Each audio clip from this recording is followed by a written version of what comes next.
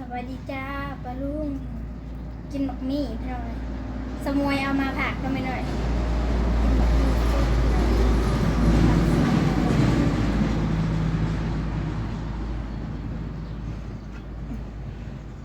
มันจะกรีเนี่ยเพราะว่ามันทุกแห้งก็ไม่ได้มื้อเช้านี่ก็พร้อมท้องขึ้นมากพี่น้องมื้อเช้าจะให้พ่อโทรให้ได้มื้อเช้านี่เราคอยหาบริโทรมื้อเช้านี่โทรหาผู้ใดก็หาน้ำก็คือชิแมนเราโทรหาเจ้าอยู่บ่บอกสบายดีตั้งกล้องนะ ตั้ง จ้า แต่ FC ทุกคน ขอเงินเรา3 ลูกหลาย กับบ่โทรมาเลย เราก็บ่มีบ่ติแล้วหรอก แล้วกับบ่มีพอเราออกจากเฮ็ดเวียกแล้ว ออกแล้วเอาเราคือออกทองเราเป็นหยัง เราไปเฮ็ดหน้าทางครัวหั่นนะเฮ็ดหน้าซอยครัวหั่นนะ เฮ็ดดำนา แม่ เฮ็ดไร่เฮ็ดนาเนาะ เฮ็ดหน้าแซงหน้าหยังโทรกับบ่รู้กันเพราะว่าบ่ได้ติดต่อหากันดนแล้วพี่น้อย เราเสร็จมาอยู่บ่บ่ตั้งแต่พอเขายืมเงิน ขอน้ำเราหลายแล้วก็บ่มีเนาะกระบะ ดั ดั ง ง ผู้เดียวนํเบิดเลย โอ้ มื้อเช้านี่ก็มาคอนค่อย4,000กีบ ให้เราอยู่บ่ ให้ ให้เราในต้น เขา ละ ซื้อยาสูบมาติ คันยังมีแต่ขอจากซื้อยาสูบเนาะทองเข้าสิว่าแนวใดเนาะอันคันขอเลยไปซื้ออันแนวกินแนวอยากพอให้อยู่ดอกเนาะ นี่ซื้อยาสูบมื้อเช้านี่ก็ขอ4,000 มื้อใดสิล่ำกันเถื่อเนาะทอง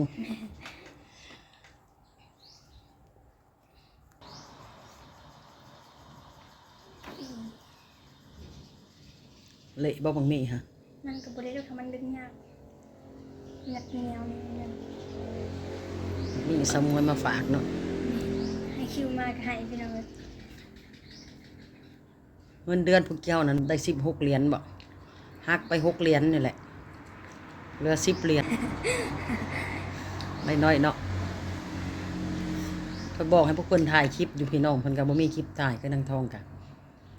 จักสิเฮ็ดหยัง ต้องคอยไปโคตรแม่ขนมว่าสิถือไปนำแต่แบตมันบ่หลายหันนะ บ่อันเพบ่โทรศัพท์เขาน่ะมันเป็นหยัง มันแบบเพลมันก็อยากคากเนี่ยนะก็คือผมเจ้าเกี่ยวกับ มันเป็นเล่นเกมบ่ บอกว่าเล่นเกมมีแต่ทุนรายก็มีแต่เบิ่งเฟซที่สุด เบิ่งเพชรซื่อๆหักกะข้างเนาะว่าอะไรของมันโหลเนาะของเนาะมันล้านปลายที่ของเจ้าเนาะเพไว้เพิ่นไปป่ามามื้อนี้ก็ไปขุดแถวใดแน่ แท้แม่ขนมโตเฮาไปคนละสะอดเลย ไผนะฮะจุง อ๋อ ไผ ประธานนี่เด้ เออ เฮารู้แล้วมันยังอีก อืมไปเลาะเล่นบ่น่ะ ขุดแถวใดก็ แถวสะอดเบิ่นบ่มีเขาขุดเบิ่แล้วเอาแถวนาปังเลย ป้าฮอดพุดย่างไปอันใดแดดๆอันใด คือแล้ว เพื่อนสิได้เนาะเพราะว่าอะไรบ่ไปเพราะมันเมื่อยกะยาอยู่เพื่อนเฮ็ดคลิปเฮ็ดหยังดีกว่ามื้อนี้ข่อยก็บ่ได้อยู่เพื่อนอยู่ ได้ ซ่าน 2 ดอก 3 ดอกให้ ออกเลยบ่ให้โล2-3 ดอกเฮ็ดไว้บ่ออกแล้วเฮ็ด ไว้ เพิ่ง เฮ็ดเพิ่งนะเฮ็ดเพิ่งเคยอยู่อันตกแม่จักสิหามื้อแล้วก็แดดออกหันนะบ่ได้เฮ็ดออกเลย 2 มื้อมันก็ออกแล้ว มันออกค่ะเขาเฮ็ดอยู่ก้อนไม้แถวก้อนไม้แถวป่าไม้มันออก บ่ ป่าไม้มงคิงอะไรก็มี โอ้ เขาค่อยขับ เฮ็ดอันใด มันเปิดเท่านั้นแล้ว มีหน่อไม้บ่ ค่อยลงไปเขาเห็นเลยน้องใหม่ก็สิหาน้อง ได้มาบ่แหละ ได้ ให้ดาวบ่ให้มันซะ มันเลยขัว อืม เขาก็เลยเอาให้ของเฮามื้ออื่นก็ได้กิน เฮ็ดกระตุ้นมีบ่เฮ็ดบดเฮามีบ่นี่แกงเขาสิแกงแบบบ่เผ็ดเอาบ่เค็มบ่เผ็ดเนาะเฮ็ดพอดีอันแซ่บๆเนาะมื้อ อื่นก็พอดีกินเลยหน่อมันกำลังยาว บ่มื้ออื่นจะแกงไม่เนาะต่อกินพี่น้องเอ้ย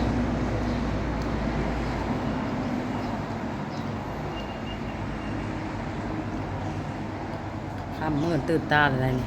กลุ่มคนใช่ไหมกันนั่นน่ะ เอ้า คือมา คือเฮ็ดสิออกเด้อจ้าพี่น้องเด้อคือว่าเดือนหน้าบ่ก็จะเสียดซัมมโนนี่บ่ ดาวกะย่างเพราะว่าผู้จังบอกว่าแม่งขนมน่ะมันขุดแถวเฮือนมันเอง กูยนางเนาะมีบ่ละแถวน่ะกะ มี ก็ลองเลาะเบิ่งหน่อย ขุดเนื้อกันแล้วจึงจะตัวได้เครื่องขุดอันดาวนะขุดบ่ได้เป็นดอกขุดจิรอก็บ่เป็น บ่ ดีพูนขุดเป็นคนแล้วก็ไม่เท่ามัน ขุดจิรอมันขุดบ่เป็นดาวหาหน่อไม้หยังๆไปเดินตามหลังข่อย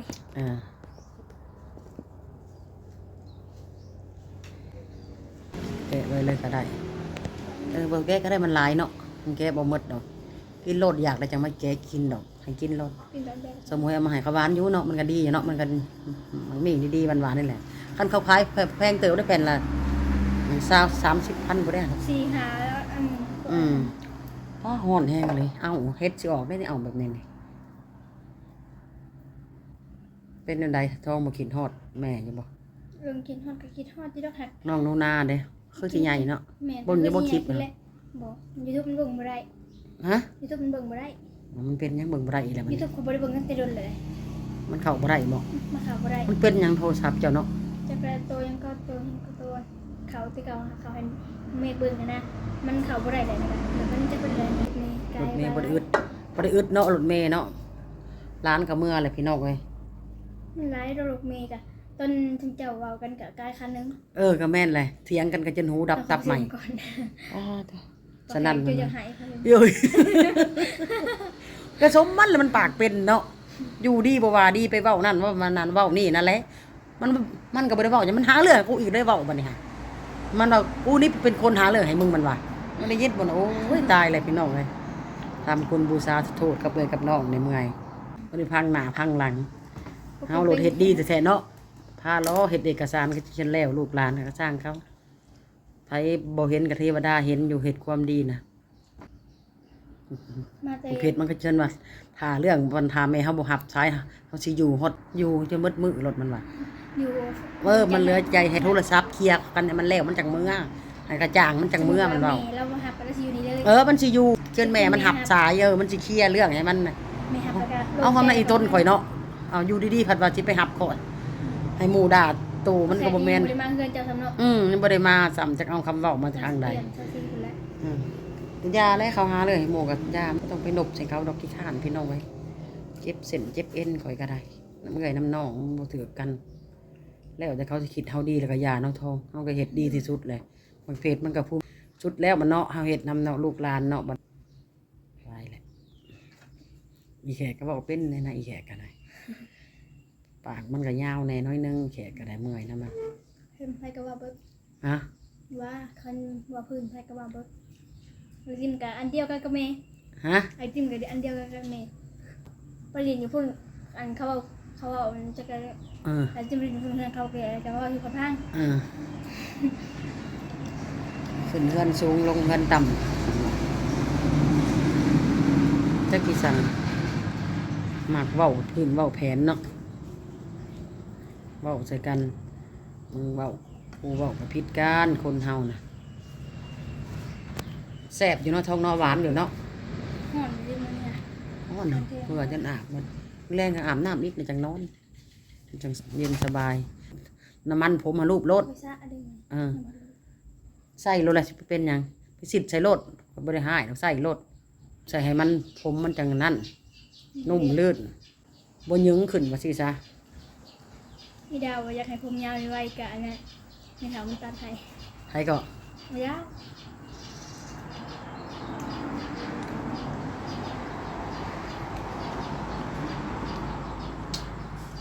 ที่เราถ้าลุงมันบ่อยากมีแล้วเขาพูดหลายเห็นเขาพูดมันทั้งคุยกัน บ่ต้องลงไปดอกบ่มีดอกเพียงแต่ถ่ายเฮ็ดออกจังลงไปหาบัดเดียว แทงแถวสะพานออกเลยเนาะสะพาน เห็นเฮ็ดขมเขาเจ้าขายเฮ็ดขมหลายๆในตลาดแรง จะเข้าไปหาใส่เนาะไปมันดิ ทางเบิ่งมื้ออื่นบางทีสิอันนั้นน่ะสิลงวัดให้เพิ่นได้ซื้ออันแนวอยู่ในกินไปถามมื้อครูบาขอเนาะมันจักองค์เนาะ มึงจะทำเพลงบอก อืม มาฮัดเลยค่ะ อืม หน่วยทำเป็นมือวันพัด หน่วยเฮาวันพฤหัสเนาะเสร็จบอกเราก่อนว่าวันพฤหัสเด้อเอ้ยใช่ป่ะหน่วยเฮาวันพฤหัสเราจังสิเฮ็ด เรา ให้ บูแล้วเดียวนี้ว่านั่นนะเป็นหน่วยพลุงนะ หน่อยผู้ใดลงเขาบอกจักเนาะโอเคพี่น้องบัดนี้